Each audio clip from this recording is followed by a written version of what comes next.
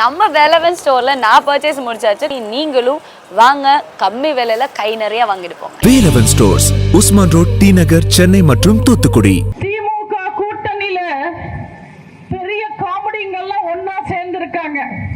அதை விட பெரிய காமெடி பிஜேபி கூட்டணியில ஒன்னா சேர்ந்திருக்காங்க.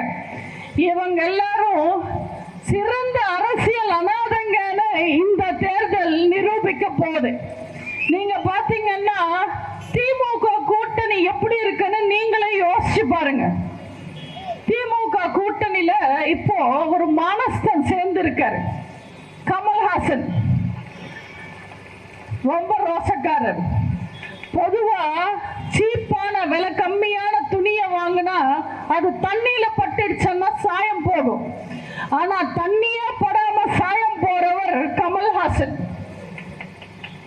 கலைஞரின் மகன் ஸ்டாலின் சொல்றதே கெட்ட வார்த்தைன்னு நினைச்சு பேசின கமல்ஹாசன் இன்னைக்கு அவரோட கூட்டணிக்கு ஸ்டாலின் மகன் உதயநிதி கிட்ட கை கட்டி உட்கார்ந்துகிட்டு இருக்காரு.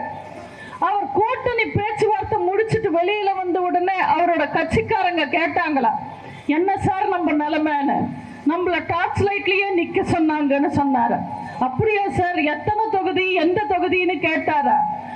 தொகுதியில இல்லப்பா, கையில டார்ச் லைட்டை புடிச்சுக்கிட்டு நிக்க சொன்னாங்கன்னு சொன்னாரா. இந்த அளவுல ஒரு கட்சி ஆரம்பிக்கும் போது டார்ச் லைட்டை வீசி டிவி எல்லாம் உடைச்சு திமுகவை எதிர்த்து ஆரம்பிச்சாரு. கமல்ஹாசன் அன்னைக்கே டார்ச் லைட் வீசினது டார்ச் லைட்டை உடைக்கதா, டிவியை உடைக்கல. யாரோ ஒரு மானஸ்த உண்மையான நண்பர் போய் நேர்மையா கேட்டிருக்காங்க கமல்ஹாசனை, என்ன சார் டிவி எல்லாம் உடைச்சிட்டீங்க, திமுகவை எதிர்த்தீங்க, இன்னைக்கு அதே திமுக கூட கூட்டணி வச்சிருக்கீங்களே, இது நல்லா இருக்கான்னு கேட்டாரா. டிவி உடைஞ்சா என்னப்பா, ரிமோட் என் கையில தான் இருக்குன்னு சொன்னாரா. எவ்வளவு முட்டாள்தனம். இது எப்படி இருக்குன்னா, பொண்டாட்டி ஓடி போனா என்ன, அவ புடவை இன்னும் வீட்டுக்குள்ளதான் இருக்குன்னு சொல்ற மாதிரி இருக்கு. இவங்கெல்லாம் எந்த அறிவை நம்பி அரசியலுக்கு வந்து அரசியல் பண்றாங்கன்னு தெரியல. அந்த கட்சியில இன்னொரு மானஸ்தா இருக்காரு, மூத்த அரசியல்வாதி அண்ணன் வைகோ. அவரோட நிலைமையை பார்த்தா ரொம்ப பாவமா இருக்கு.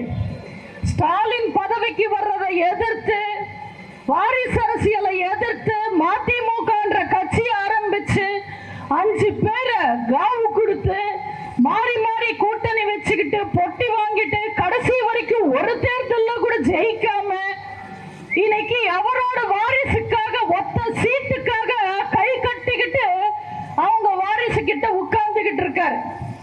இவருக்கெல்லாம் வெக்கம், மானம், சூடு, சொர்ணன்றது இருக்கா இல்லையான்னு தெரியல.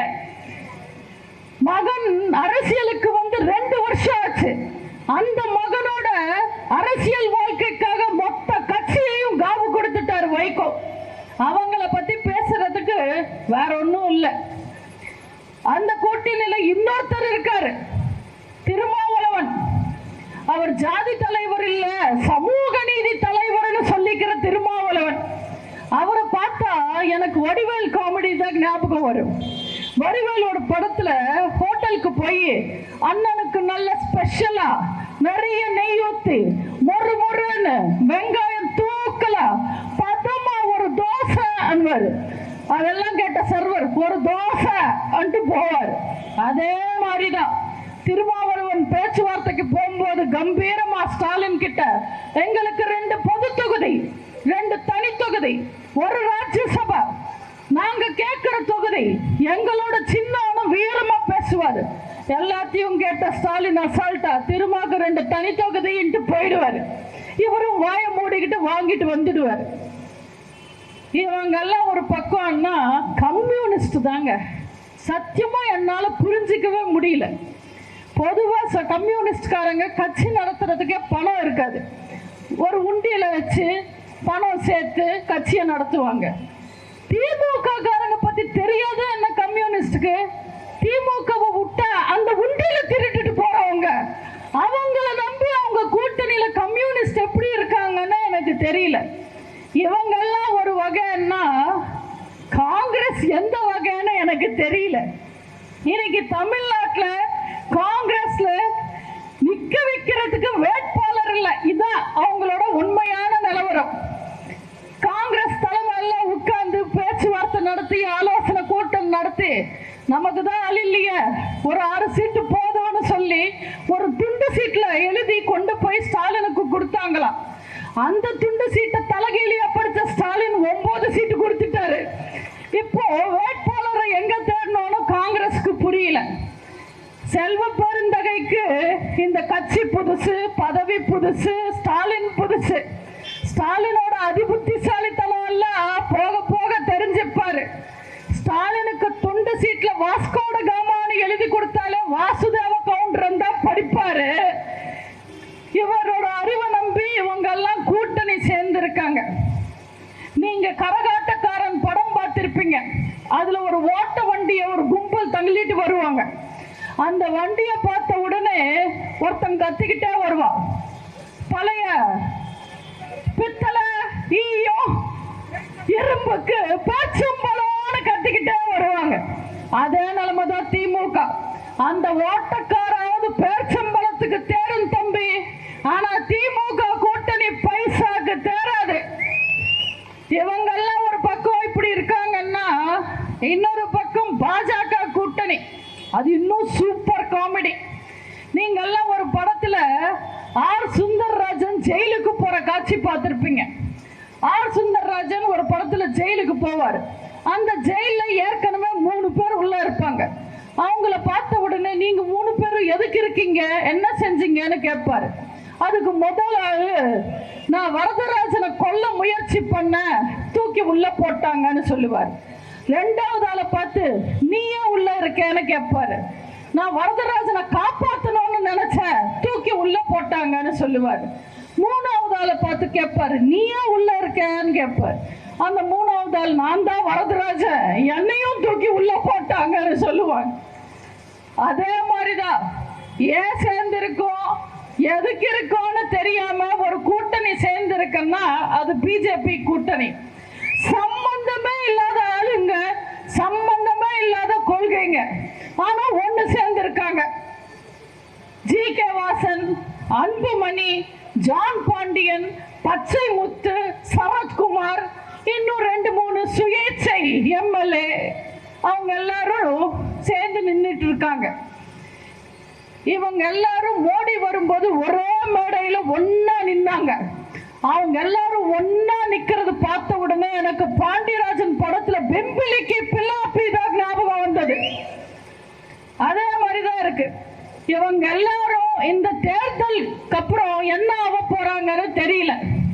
அந்த கூட்டணியில ஸ்பெஷல் ஐட்டமே சரத்குமார் சார் தான். சரத்குமார் போய் பிஜேபியில சேர்ந்துட்டார். இது எப்படி நடந்தது, இது எப்போ நடந்தது, எதிர்பார்க்கலையேன்னு கேட்டேன். அதுக்கு எங்க ஃப்ரெண்டு சொன்னாங்க, பின்னாடி ஒரு கதை இருக்குன்னு. அது என்ன கதைன்னு கேட்டேன்.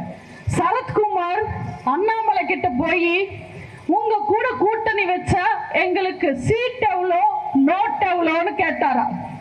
அண்ணாமலை உன் கட்சி எவ்வளோன்னு கேட்டாரா. அந்த டீலிங் சரத்குமாருக்கு ரொம்ப பிடிச்சிருந்தது. விருதுநகர் நீ வச்சுக்க, விருதுநகரை நான் வச்சுக்கிறேன், கட்சியை நீ வச்சுக்கன்னு அண்ணாமலை கொடுத்துட்டாரு. ஆஹா, ஒரு கட்சி வந்துடுச்சுன்னு அண்ணாமலை குஷி ஆனாரு. அதுக்கப்புறம் பார்த்தா சரத்குமார், ராதிகா சரத்குமார் போய் கட்சியில சேர்ந்து இருக்காங்க. அண்ணாமலை கேட்டாரா, கட்சியை சேர்க்கிறோன்னு சொன்னீங்க, என்ன புருஷன் பொண்டாட்டி 2 பேர் மட்டும் வந்தீங்கன்னு. எங்க கட்சியில நாங்க 2 பேர் தான் இருக்கோம்னு சொன்னாரா. இவர் ஒரு மாதிரின்னா அன்புமணியோட காமெடி இன்னும் அதிகம். அன்புமணிக்கு சேர்ந்ததுக்கு பின்னாடி இருக்கிற கதையை கேட்டீங்கன்னா பயங்கரமா சிரிப்பீங்க. நீங்க எல்லாம் லலிதா ஜுவல்லர்ஸ் அட்வர்டைஸ்மெண்ட் பார்த்திருப்பீங்க. அதுல அவங்க ஓனர் வந்து பேசுவாரு.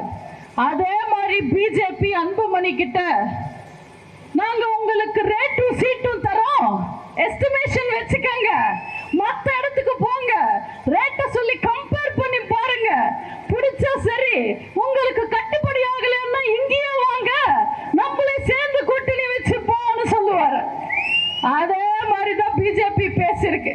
இதெல்லாம் பார்த்து கொஞ்சம் அரசியல் அனுபவம் இருக்கிற பெரிய மருத்துவர் ஐயா சொல்லியிருக்காரு, வேண்டாடா தம்பி அன்புமணி, இவங்களை நம்பாத, பொம்பளை சோக்கு விட பொல்லாதது பாஜக சோக்க, அவங்க அம்மாவை விட்டுட்டு போயிடுவாங்கன்னு. ஆனா மனைவிக்கு எம்பி சீட்டுக்கு ஆசைப்பட்டு அன்புமணி கட்சி பத்தி கவலைப்படாம, எதிர்காலம் பத்தி கவலைப்படாம, கார்ப்பரேட் பினாமிங்கான பாஜக கிட்ட கட்சி அடமானம் வச்சுட்டார். இவங்க எல்லாம் கூட பரவாயில்லைங்க. ரெண்டு பேரை பார்த்தா எனக்கு ரொம்ப பாவமா இருக்கும். ஒருத்தர் டிடிவி, இன்னொருத்தர் ஓபிஎஸ். எவ்வளவு மரியாதையா வாழ்ந்தவங்க. டிடிவி எனக்கு ஒரு சீட்டு போதுங்க, அதை விட நான் தாங்க மாட்டேன்னு சொல்லியிருக்காரு. பரவாயில்ல, ரெண்டு வச்சுக்கான அவர் தலையில 2 சீட்டு கொடுத்து கட்டியிருக்காங்க பயம்படுத்துறதுக்கு. ஆனா ஓபிஎஸ்க்கு அந்த சீட்டு கூட கொடுக்காம அசிங்கப்படுத்துறாங்க. ஆனா இவர் திருந்தாம மரியாதை எல்லாம் மறந்து கூட்டணி பேச்சுவார்த்தை அண்ணாமலை வீட்டுக்கே போய் நிக்கிறாரு. அவர் அங்க அத்தனை முறை பார்த்தவங்க இப்போ அண்ணாமலை ரேஷன் கார்டுல ஓ பன்னீர்செல்வம்ன்ற பேரை சேர்த்துட்டாங்களா. பொழுது போகாத புருஷன் பொண்டாட்டியே மறுபடியும் பொண்ணு போறான். அதே நிலைமைதான் ஓபிஎஸ்க்கு. கடைசி நிமிஷம் வரைக்கும் கமலாலயம் வாசல்ல நின்று ஆதரவு கேட்டு கெஞ்சிருக்காரு. ஆனா ரெட்டாலயம் முடக்குவோம், அதிமுக கதையை முடிச்சிடுவோம்னு சொல்றாரு. இதெல்லாம் நியாயமா? எங்கேயோ ரெட்டப்புறால அரசியல் செஞ்சிட்டு இருந்தவரை கூட்டிட்டு வந்து மன்னிச்சு அமைச்சராக்கி அழகு பார்த்தவங்க அம்மா, அந்த தெய்வம் உட்கார்ந்து வேலை பார்த்த அதிமுக ஆபீஸ் அடிச்சு நொறுக்கலாமா?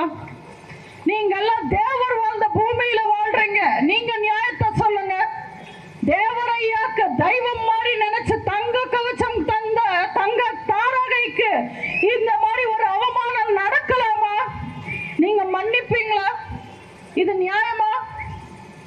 இவங்க எல்லாரும் இன்னைக்கு மோடியா லேடியான்னு கேட்ட அம்மா சொன்ன வார்த்தையை மறந்து பாஜக கிட்ட ஆதரவு கேட்டு நிக்கிறாங்க. ஆனா இன்னைக்கு கோர்ட் சொல்லிட்டாங்க, அதிமுக எடப்பாடியார் கிட்டதான் இருக்கு, ரெட்டால எடப்பாடியார் கிட்டதான் இருக்கு, அதுதான் கட்சி, அதுதான் கழகம், மொத்த யாரும் உரிமை கேட்க முடியாதுன்னு சொல்லிட்டாங்க. அதுக்கப்புறம் பக்கெட் சின்னத்தை கேட்டு அலைஞ்சுக்கிட்டு இருக்காரு ஓபிஎஸ். யாரோ ஜோஷிக்காரர் சொன்னாராமா, பக்கெட் சின்னத்துல நின்னா ஓட்டெல்லாம் வாரி எடுத்துடலான்னு. இவங்க எல்லாரும் நீங்க சொல்லுங்க, நாட்டு மக்களை காப்பாற்றுறதுக்காக தேர்தல்ல நிக்கிறாங்களா? மக்கள் முன்னேற்றத்துக்காக தேர்தல்ல நிக்கிறாங்களா? சுயநலத்துக்காக தேர்தல்ல நிக்கிறாங்களா? திமுக கூட்டணியும் சரி, பாஜக கூட்டணியும் சரி, வீட்டுக்கும் நாட்டுக்கும் ஆபத்தானவங்க.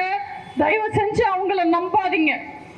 இன்னொருத்தர் இருக்காரு, ஸ்டாலினின் வாரிசு, கருணாநிதியோட பிள்ளையும் பேரனும் இந்த அளவுக்கு வளருவாங்கன்னு நான் நினைச்சு கூட பார்க்கலங்க. 5 வருஷத்துக்கு முன்னாடி வந்தாரு உதயநிதி செங்கலை தூக்கிட்டு, மறுபடியும் இந்த தேர்தலுக்கு கொஞ்சம் கூட வெக்கமே இல்லாம அதே செங்கலை தூக்கிட்டு வராரு. கேமரா இந்த மாதிரி ஒரு 4 கேமராவை கண் முன்னாடி பார்த்துட்டாருன்னா வீரன் மாதிரி பேசுவாரு. நாங்க மக்களுக்கு நல்லது பண்ணணும்னு நினைச்சோம், ஆனா மத்திய அரசாங்கம் நிதி கொடுக்கல. நாங்க கேட்டா மத்திய அரசு கொடுக்க வேண்டியது தானே, அதெல்லாம் அவங்க அப்பம் வீட்டு காசான வீரம் மாதிரி பேசுறாரு, மக்களை ஏமாத்த பேசுறாரு. நான் உங்களுக்கு புரிய வைக்கிறேன், 1 ரூபாய் நீங்க வரி பணமா கட்டினா அதுல 50 பைசா மத்திய அரசாங்கத்துக்கு போகுது, 50 பைசா மாநில அரசாங்கத்துக்கு போகுது. அப்போ நம்ம கட்டுற வரி பணத்தை வச்சு மக்களுக்காக நல்ல திட்டங்களை கொண்டு வரலாம் இல்ல, மக்களுக்கு நல்லது பண்ணலாம் இல்ல. ஏன் திமுக பண்ண மாட்டேன்றாங்க? அது என்ன அவங்க அப்பம் வீட்டு காசா? எப்ப மழை பெஞ்சாலும் வெள்ளம் வந்தாலும் பிரச்சனை வந்தாலும் மக்களை ஏமாத்துறதுக்காக நாங்க 6000 ரூபாய் தருவோம், எல்லா ரேஷன் அட்டைக்கும் தருவோம்னு சொல்லிடுவாங்க, தப்பிச்சிடுவாங்க. அதை நம்பி அப்பாவி மக்கள் ரேஷன் கடையில போய் நின்ன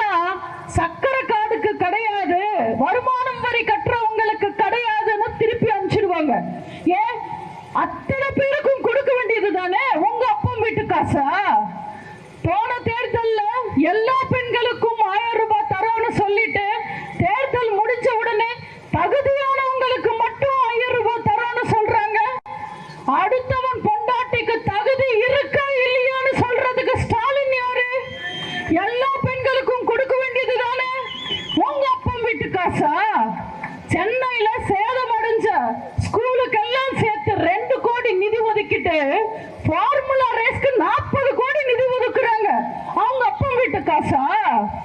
ராணுவத்துல செத்தவனுக்கு வெறும் 3 லட்சம், கள்ளச்சாராயம் குடிச்சு செத்தவனுக்கு 10 லட்சம் தராங்க. அவங்க அப்பன் வீட்டு காசா? ஒரே கையெழுத்துல நீட்ட ஒழிப்பேன்னு மக்களை ஏமாத்திட்டு இன்னைக்கு ஒரு ஆணையம் புடுங்க முடியாம 50 லட்சம் கையெழுத்து வாங்குறேன்னு சொல்லி ஊரூரா அரசாங்க பணம் செலவு பண்ணிட்டு போறாரு உதயநிதி. இதெல்லாம் அவங்க அப்பன் வீட்டு காசா? இபி பில் எல்லாம் இஷ்டத்துக்கு ஏத்திட்டாங்க. இன்னைக்கு மக்கள் கரண்ட் பில் கட்டவே கஷ்டப்படுறாங்க. மக்களுக்காக இபி ரேட்டை குறைக்கலாம்ல, அது என்ன அவங்க அப்பன் வீட்டு காசா?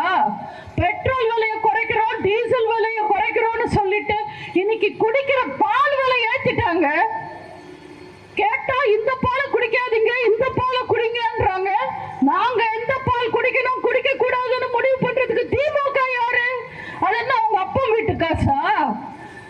விலையெல்லாம் ஏத்திட்டாங்க, வரியெல்லாம் ஏத்திட்டாங்க. மக்கள் எப்படி வாழுவாங்க? மக்களுக்காக நல்லது செய்ய வேண்டியது தானே? அது என்ன அவங்க அப்பன் வீட்டு காசா?